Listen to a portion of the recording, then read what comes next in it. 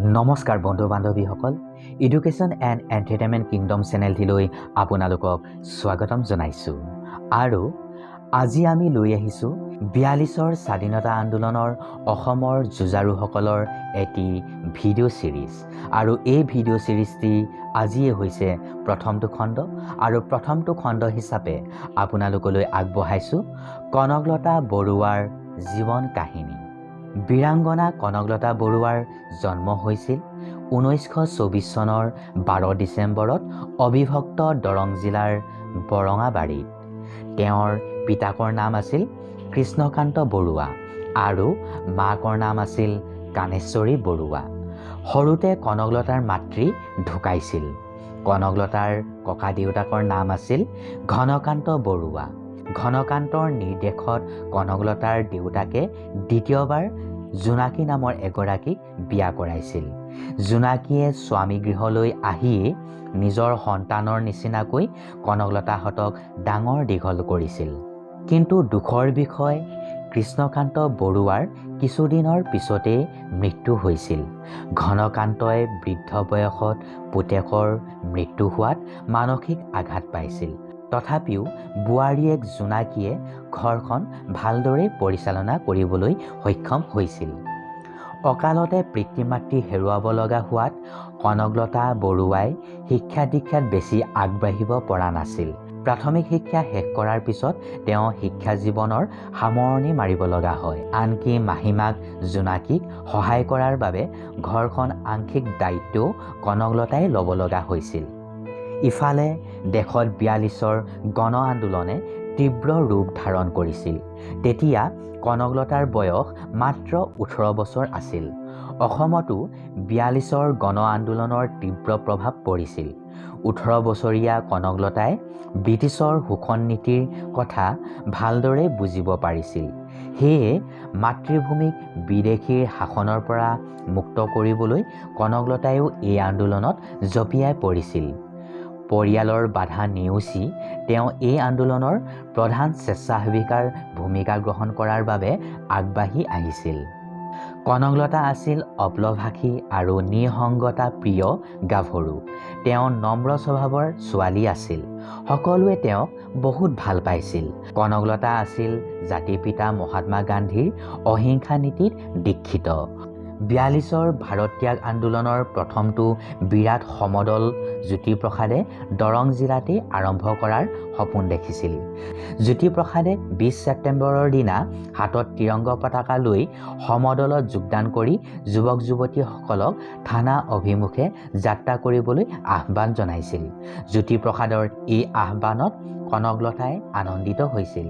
কনকলতাৰ বুকুত আছিল মূলা গাভৰুৰ সাহস আৰু মনত আছিল মহাত্মা গান্ধীৰ মহামন্ত্ৰ।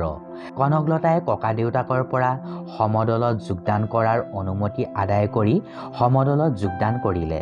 এই সমদলৰ মহিলা গোটৰ নেতৃত্ব দিছিল পুষ্পলতা দাসে। কনকলতাই মহিলা গোটৰ নেত্ৰী পুষ্পলতা দাসক কৈছিল, প্ৰতিগৰাকী নাৰীৰ অন্তৰত দেশাত্মবোধ আছে। তেওঁলোকে নিজৰ দেশক, নিজৰ জাতিক ভাল পায় আৰু এই ভালপোৱাৰ বিনিময় স্বৰূপে মই কনকলতাই গহপুৰ থানা অভিমুখে হাতত ত্ৰিৰংগ পতাকা লৈ সমদলৰ আগত গৈ থানাত প্ৰৱেশ কৰিম।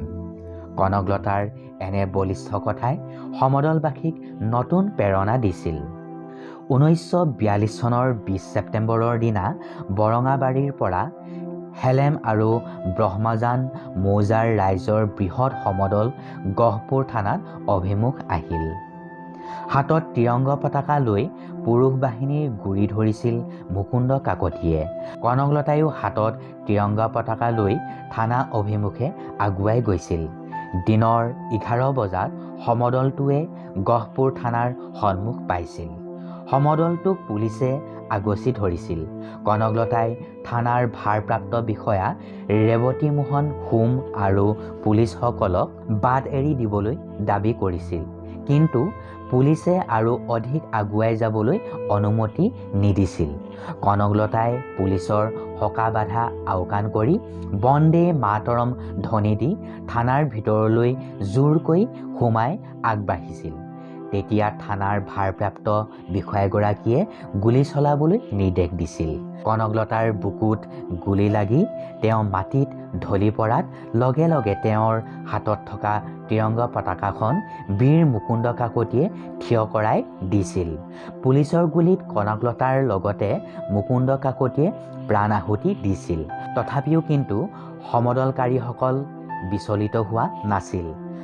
ৰামপতি ৰাজখোৱাৰ নামৰ এজন গহপুৰৰ যুৱকে গহপুৰ থানাত উৰি থকা ব্ৰিটিছৰ পতাকা নমাই ভাৰতৰ জাতীয় পতাকা উত্তোলন কৰিছিল।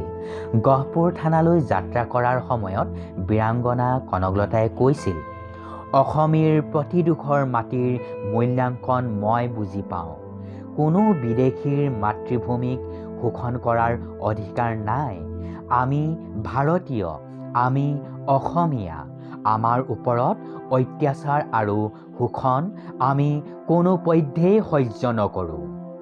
এইগৰাকী মহিয়সী নাৰী আজি আমাৰ মাজত নাই।